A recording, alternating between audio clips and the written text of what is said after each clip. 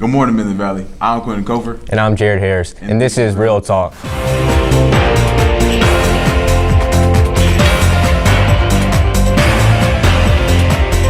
This is Real Talk. This year, Midland Valley has a lot of new teachers. Here's Will introducing some of them. I bet with the new school year comes new faces, including some new teachers. Let's ask a few of them some questions to get to know them. I taught last year and the past 10 years at Spring Valley High School in Columbia, South Carolina. I'm excited to teach the students as well as coach basketball. The question is what inspired me to teach? And it's an interesting story. My teaching began because I had interest in all areas of agriculture, and you could get a degree in multiple areas, and I didn't have as much interest to teach as I had to learn about a lot of different areas of agriculture, so it's about what I wanted to take in college. But the question about what inspired me or motivated me, once I started doing it, then it was very rewarding and I liked it and I stayed with it. So I think we're very grateful that these teachers are here with us this year. For Real Talk, I'm Will. Back to you. This year, Midland Valley introduced block scheduling. Here's Jared with teachers and some students' thought on it. As you may know, the block scheduling is new to Midland Valley. There are longer classes, but there are less classes to deal with. I ran around and got some teachers and students' thoughts on the new block scheduling. So my thoughts on block scheduling are that I like it. I wasn't sure how I was going to feel about it starting off the year, but I like it, and some things I like about it are fewer transitions, so it's less time that I have to get kids settled, and so I enjoy that. The other thing is I like having less students and being able to spend more time with those students in order to give them time to learn and to practice what we're doing. So overall, I think it's positive. And also, if we're in a class where the kids don't like the class or it's a rough class for the teacher, we get to change at Christmas. So what better Christmas present is that for everybody? And new block scheduling is good because it gives students more opportunities to pick up more credits. And if they want to graduate earlier or they want to start college sooner, they have the opportunity to do that. Thing about life is it really doesn't give you choices. I mean, if you go to work and the boss decides to change the schedule, you just have to go with the flow. But me personally, I like the block schedule. I don't really like it because it's a lot longer in one class. I do like block schedule. I feel as though it brings less stress on people because you don't have to worry about so many classes and so much homework per class. Although they're longer, you gotta learn more. As you can see, some students like the new block scheduling while others may not. For Real Talk, I'm Jared. Back to you. This year, seniors have a lot to look forward to. Here's Dakari with what they're looking forward to the most. This school year is another exciting year for the class of 2024, considering that they're graduating this year. Today, I'm going to find out and see what seniors are most excited for this year. This year, I'm most excited for basketball season. Love basketball, ready to hoop. The thing I'm looking most forward to for senior year is graduation, for sure. Cannot wait. Now, for me, it's going to have to be getting early dismissal and leaving at 11:30 next semester and getting out as quick as possible. We excited. Brayden and Carlos. It's our take. I don't know. I think it's like maybe senior breakfast, all of that type stuff like that. I'm most excited about graduation and going to college and my senior prom and homecoming and all our senior events that we have coming up very soon. What I'm most excited for is for the year to be over with. I'm excited to graduate and do the senior activities this year for senior breakfast and etc. So go seniors. As you can see, seniors are excited for different things this year. For Real Talk, I'm Dakari. Back to you. Thanks, Dakari. For many students, making it to your senior year is draining. And once they get there, they start slacking. Here's Vision on senioritis, on what it is and how to avoid it. We all know what it's like to be unmotivated during the school year, but seniors have it worse. Let's talk about senioritis and how to avoid it.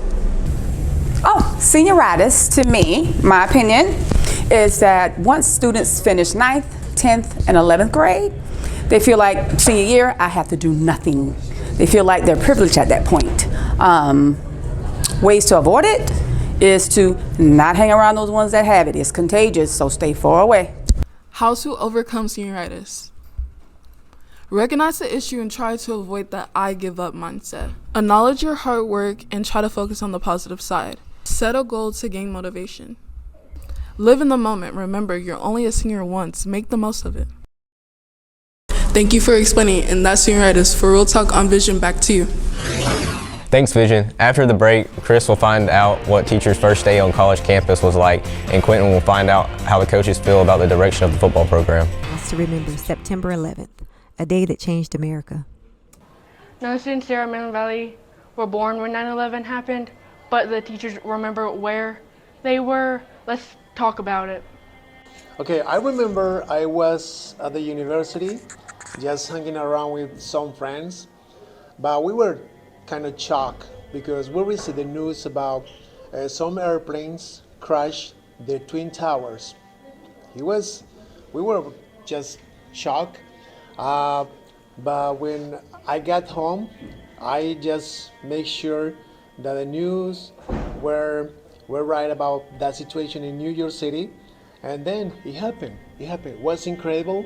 So for me, it was a shocking situation at that time. I remember exactly where I was when September 11th happened. I was working the morning show at WAGT TV 26, and we had just finished the show, and we were waiting for a cut-in to happen, and one of the guys from Master Control ran in, and he was like, "Oh my God, oh my God." So we all ran in Master Control, and next thing you know, we saw on the monitors before they actually aired it on the Today Show that the planes had hit the actual tower. So we saw it before they put it on the air. And that next day we had to have a 3-hour show with no commercials because of all that September 11th footage. So I will never, ever forget that day. Hi y'all, Ms. Vincent. 9/11, of course, was a really rough time. I was actually a freshman here at Midland Valley when we first heard the news. I remember coming from, I can't remember the class I was coming from, but I remember I was walking down the hallway with some of my teammates and we were going to Miss Wilson's class. Miss Wilson was a history teacher here. I think she retired here a couple of years ago. But we walked in her class and then everything was it just felt weird. Her face was, I still remember her face. She looked sad, her face was red and looked like she had been crying. And so we all looked at each other like, what is going on? We thought something had happened at the school. And so she sat us all down and she told us what happened. And we were devastated and we were scared because we were freshmen. We were young, we really didn't know, what was going on, and we knew, and I remember my teammate was saying something about Fort Gordon. Her dad worked at Fort Gordon, and so she was scared that something was going to happen at Fort Gordon, and so that whole day, was just really sad, and we really kind of bonded though in that moment because we kind of felt safe being together and having those conversations with our teacher, and she was an amazing teacher, and she made us feel safe and comfortable. And I will never forget that moment, and I will never forget her face that day. 9/11 will always be remembered. Rest in peace for the victims. For Real Talk, I'm Madison. Back to you.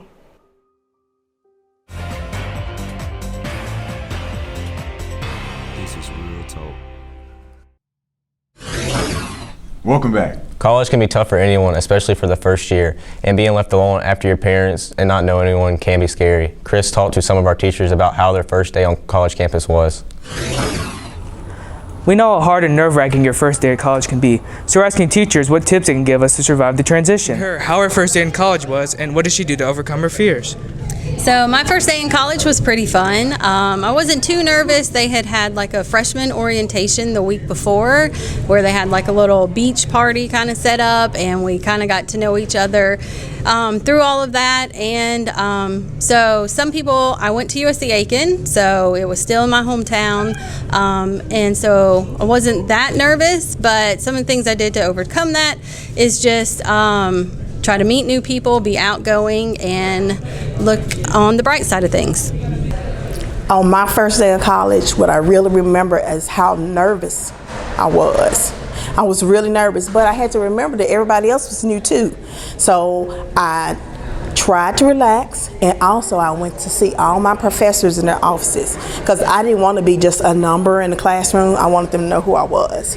So that's mainly what I did. Got to know all my professors, whether I emailed them or I went to talk to them personally. That is the real thing that got me from being so nervous about what their expectations were. Okay, so my first day of college, I think I was a little nervous just because, you're starting something new. But I just remember I went into a giant auditorium and you had to go down the steps to get in your seats. And so I walk in the room, very overwhelming, and I'm looking around trying to find my friends, and I go and sit down with them. And I think that helped calm me down a lot because, you know, we're all in this together. We're all freshmen. This is our first 8 a.m. class of college, and I think it went really well. Even if being in a new environment is scary and uncomfortable, you can always overcome that fear and create experiences that could last you a lifetime. For Real Talk, I'm Chris. Back to you. Thanks, Chris. Some people make mistakes or have regrets about not fulfilling their potential. Here's Daniel with what seniors wish they had done differently during high school. Senior year can be draining, and most of us wish we could have done something differently. Today, I'll be asking some seniors what they wish they had done differently. You know, I honestly wish I would have done better in my 9th grade year because, you know, it kind of affects my GPA now, but we got it going. So what I would have done differently during my whole high school career, I would have talked to more teachers, and my sophomore year, I had straight A's. Now, when I moved to this school, grades aren't good, I'm still passing, still get the diploma, and I wish I had joined sports, and that's all I would have changed in my high school career.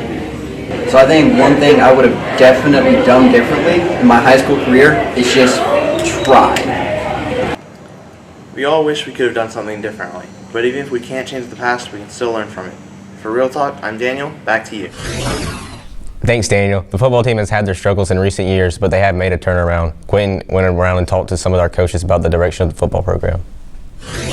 The football team has been on a mission to turn around the football program and bring back the winning spirit to Midland Valley. What has been your mission coming to Midland Valley? My mission to come to Midland Valley was to impact the youth. What changes have you seen in the players since you came to Midland Valley? The changes that I've seen was, I would say, just the energy around the school building and the school spirit. We are grateful for your efforts, Coach Chapman. We see the results and changes you made to make the team better. For Real Talk, I'm Quentin Kofer. Back to you. We're looking forward to a great school year. Y'all stay safe. I'm Quentin Kofer. And I'm Jared Harris. And this has been Real Talk.